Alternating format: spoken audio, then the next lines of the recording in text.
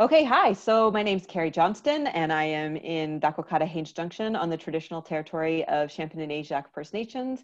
And my guest today is Selene Vakharia. She's in Whitehorse, Kwanlin, on the traditional territory of Kwanlin Dun First Nation and Ta'anquitton Council. Welcome, Selene. Thanks for having me. Okay, so tell us a little bit about who you are as an entrepreneur. Sure. So I run a company called Smart Pop-Ups. It's Whitehorse-based and Yukon wide. And I'd say you could kind of condense down or explain our services in two main ways. We work with organizations and governments to engage their audiences and create and lead really meaningful conversations. And I also work with businesses and entrepreneurs directly to help them find customers, grow their businesses, and really increase their profits in ways that feel really great to them. And how long have you been in operation? 4 to 5 years. I always forget the year that I officially started. So it's 4 to 5 years. And so we're in the midst of a global pandemic. What are you learning about your business model right now? Yeah, so my business model, the way Smart Pop-Ups was really created and how it began from the beginning was all about very experiential engagement marketing. So it was all about bringing community together to create those conversations and get people really excited about whatever it was that my clients were talking about. So experiential tends to be very in-person. It's very event-based. And so what I would say has been the biggest shift for my business model is while online was always a big part of what we did, it's now more so. So the community building, the engagement, the really creating those conversations has moved more into the online space and has really used that space to activate a sense of community. And so what are you learning about sort of your clients and customers right now? Yeah, I think so. It's interesting because I have a huge customer base that's nonprofits. And right now they are very much in a crunch of trying to figure out how to support their audiences the best they can. And another huge section of my audience or my client tends to be, entrepreneurs and arts organizations. And so I'll talk to that latter one a bit more because they're more in a space to really still be creating marketing and creating those conversations in community right now. And I think what I've noticed most is in this move to going online is losing a bit, to be quite blunt and honest, a sense of their own value. So feeling that because the shift of services is going online, it needs to be free. And that's one thing that I've spoken a lot about to my clients and to my community since the beginning of the pandemic is just the importance of just because it's online doesn't mean it should be free if you're still offering that value, which all of them are. And so then as a leader in this sort of business space, how are you thinking about leadership a little bit differently? What have you changed? Yeah, I think the way that I've really been trying to show up as leader to my community of the people who, I talk to on a regular basis about their businesses is just understanding what is it that they've needed throughout this transition, this very large transition, this very large shift, this very large almost call on our own resiliency, right? And seeing within there, where can I show up and really serve and where can I offer the most value to help them in the issues that they're facing right now as that change throughout the stages of the pandemic. So what that's kind of looked like is really ramping up the value that I'm able to offer to help support people in the situations and contexts that they're finding themselves in and the challenges that they're facing. If you had some hot tips for Yukon entrepreneurs when it comes to being in a more online space, recognizing that a lot of our Yukon-based businesses maybe didn't have much of a web presence or really any of a social media presence, whether that's Facebook or Instagram or Twitter, what are kind of some of your hot tips or things that you business owners should be thinking about? Yeah, I think the two big ones are what I mentioned a bit earlier about offering things for free versus paid. So I'd love to chat a bit about that because I think that's a huge thing that a lot of businesses have been facing during this transition. And I think the big thing around that is understanding that one, free stuff doesn't mean more clients. It doesn't mean your brand grows because at the end of the day, there's still a lot of people need to invest time in you for free. And so you still need to make the same value proposition to them. You still need to build a community of raving fans who want your stuff, whether free or paid. And as an organization or a business, you need to be really strategic in understanding how free leads to paid. To just offer free things all the time isn't going to be what supports or sustains your business during a pandemic or long term at all. It needs to be a strategy, and it needs to be really tapped in to understanding your audience so well and what it is that they truly need from you right now and in the future, and using that to create your suite of products or services. So I'd say that's the one big thing about the online space, is just because people think it's online, it needs to be low value, it needs to be free, and that's absolutely not true at all. The other big thing I'd say that businesses can do right now, or anytime in the online space, is understanding how to use it as a channel to grow a community around their brand. So that's really what it is. It's not traditional marketing that we are used to, and that a lot of us are still trying to use social media as, right? A lot of us are still trying to be like, well, I just put out an ad and I throw it at people, and why aren't people buying from me? And that, I think, is like one of the biggest misconceptions and ways that you're going to lose a lot of your time, a lot of your energy, and a lot of your money in the online space very quickly. So do you have any advice then for somebody who's maybe even an emerging entrepreneur, or not somebody who's transitioning or pivoting their business, but somebody who's like, hey, I want to start a business, even though it's a pandemic? Yeah, I super support. I actually had a client who started a business during the pandemic and had new clients right out the gate. So it is doable. Just because we're in a pandemic doesn't mean people still don't have needs, that they still don't have goals, and that some cases those goals are actually heightened because of the stressful situation that we are in. They have a higher need for products and services than they did before. So it's important to realize you can still have market potential right now. So I think one of the biggest things for new entrepreneurs or people who want to start a business right now is kind of the same thing I would say whether there's a pandemic or not, is two big things. Is one, you need to be building a community around your brand.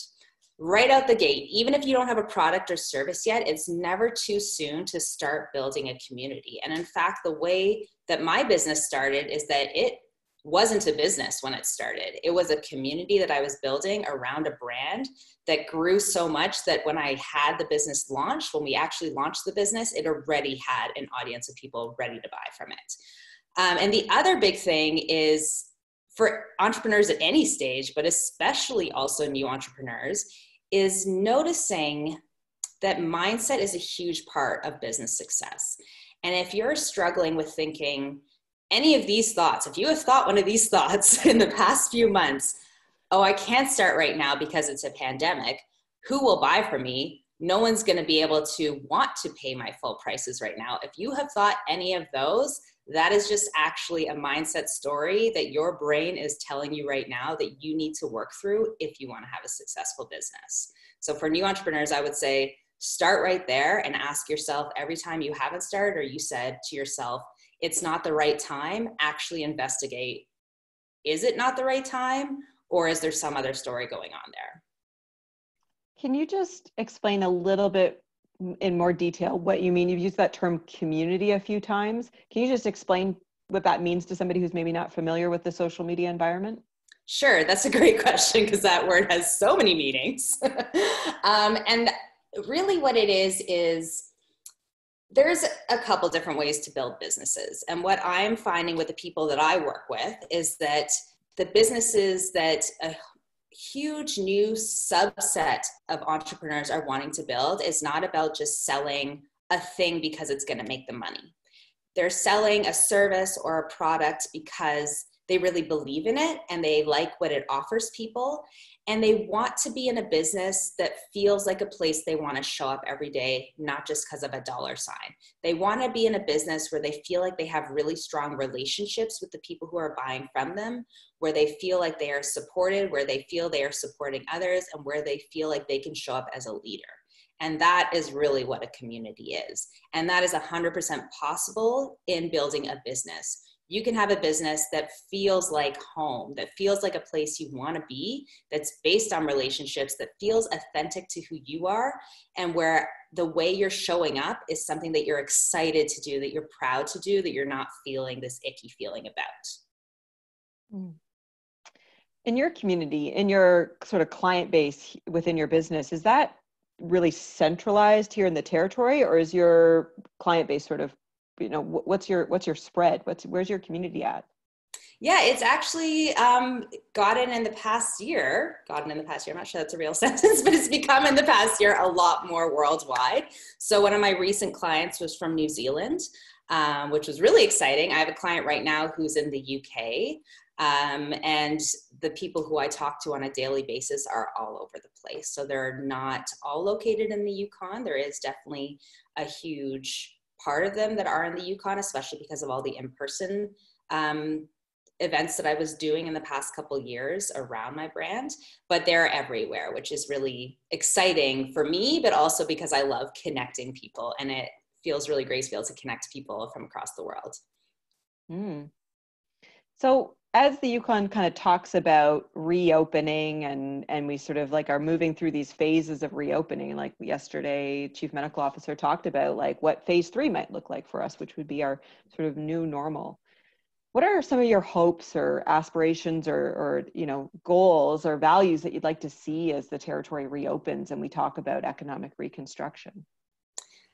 This is a very big topic and I have so many things to say, so I'll try to keep it a bit succinct. But I think one of the big things is that in a time of stress or crisis, a lot of those slight fractures or things can show up, right? Things that in times that are really good, we tend to ignore.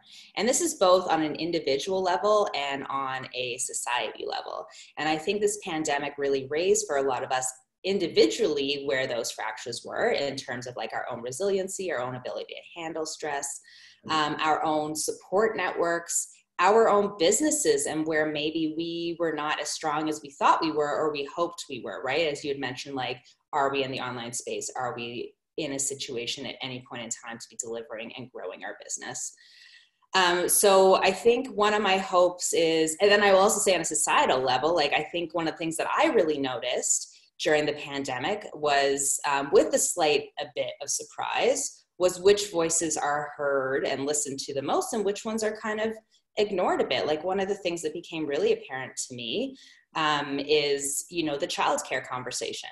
I haven't really seen it being had on a very large scale. And it is one that, whether there's a pandemic or not, is keeping a huge part of our community in terms of the Whitehorse Yukon community, in terms of the Canadian community, from being able to participate to the full extent they would like to in our economy. So I think my hopes going back into phase 3 and exiting, hopefully, fingers crossed, a crisis mode, is that we don't ignore the lessons that we have learned, the uncomfortable things that have come up for us individually and on a societal level, but we use our new standing of feeling a little less stressed, a little less shaken, to continue those conversations and those learnings and actually start to repair them so that when we're hit with another crisis, whatever that looks like, we don't feel like we're falling apart as much. And so any sort of other worldview shifts for you? Any aha moments that have been like, oh, I'm not ever going to look at this the same way? Yeah, I mean, I don't think I'm the only one who's been like, whoa, it's so weird. I've had this huge year of self-growth and self-development, right? Which is nice. I think a lot of us have been like, oh yeah, there's a lot going on inside of me that maybe I didn't know that maybe I should work on. So I think that's definitely one of my biggest shifts that I've personally made since the pandemic has started, is really looking at my own things. I mean, I've learned a lot about brain science and how our brains wire themselves, and it's been fascinating to see that some of the things really holding us back are just patterns that our brain will automatically start to do. And so encountering my own patterns and recognizing what's been holding me back in reaching my own full potential, that's something that I'll never again, luckily, hopefully, look at the same way, and that I'm really, that's something that I work on every single day as part of my own self-care, as part of my own wellness experience and journey, is working on my own mindset and encountering as often as I can and noticing those stories that come up for me that lead to a feeling of anxiety in my business, lead to a feeling of fear, and lead to me to not want to exit my own comfort zone for growth. So what have been some of your wellness practices as you're like tackling some of that big internal stuff? Yeah, I'd like to say eating healthier, but that's a lie. So I'd like to say I don't eat like pizza at 11 p.m. almost every night, but that would be a lie. So I won't say that. So really where I've been focusing is, I think like I knew this about myself before, but it really forced me to face it in the pandemic as everyone moved into the stage of no routine, is how much routine is essential to my own well-being and to my ability to actually do the things I want to do and achieve the things I want to achieve. So I've really worked hard to put a routine in place is one of the big ones. And to, how do I say this? Like build self-trust in myself by keeping promises to myself. So not letting myself go against my own boundaries of having a routine.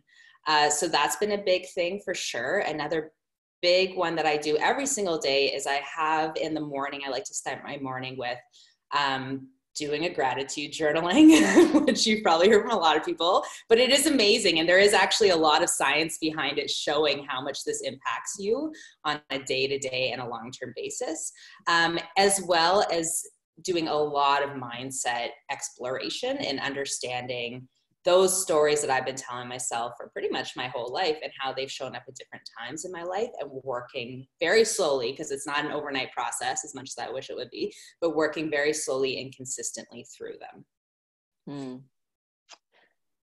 Any sort of songs, books, music, podcasts, or things that you'd recommend to the audience? Yeah, I've gotten hard back into the new wave genre, so anything by New Order as a pump up song I have to recommend. Anything New Order, anything Depeche Mode, just get back into it. It's amazing. And in terms of books, I've really been loving Atomic Habits. It's all based on brain science around like how this is what I think underlies the whole book, and maybe James Clear, who wrote it, would disagree with me, but basically the sense that nothing is an overnight, huge effort, a ton of impact right now journey. That's not sustainable. It's not realistic. And it's not actually what gets you to where you want to be. It's about making a 1% difference every single day consistently. And the compound effects of 1% daily investment in yourself and whatever habit or routine or goal you have is what's going to lead to that huge growth over a period of a month, 6 months, a year. I'm going to pick up that book. That's certainly something that I feel like I've been feeling and demonstrating in my own life, that idea of ritual, that idea of like digging into the stories that I've been telling myself, whether it's about a relationship or my business or whatever it is, and finding myself setting some of those routines and just working on like little bits every day. Those gratitudes, all that sort of stuff has been, I know for me, transformative and really helpful. And what I love about that book too, is you'll find as you read it, is you will notice how many things that you do right in your own life that are actually brain science approved or research approved to get you where you want to go. Like I realized I didn't know I was doing this, but I had decided a few years ago or a couple years ago, I wanted to exercise regularly. And so Monday, Wednesday, Friday, 10 a.m., I did it every single day. And now if I miss a day or it hits like 10:30 a.m., I start to feel antsy, but I can't for the life of me exercise on Tuesday or Thursday. And then when I read the book and read the research behind, like if you do something consistently enough, your brain will actually make it so it wants to do it. And if not, it feels uncomfortable. I was like, ooh, I just did that on my own. Look at me, I'm a habit expert. Oh, that's awesome. Cool. Well, thanks so much for your time today. Yeah, thanks so much for the chat. Great. Okay, see you. Bye.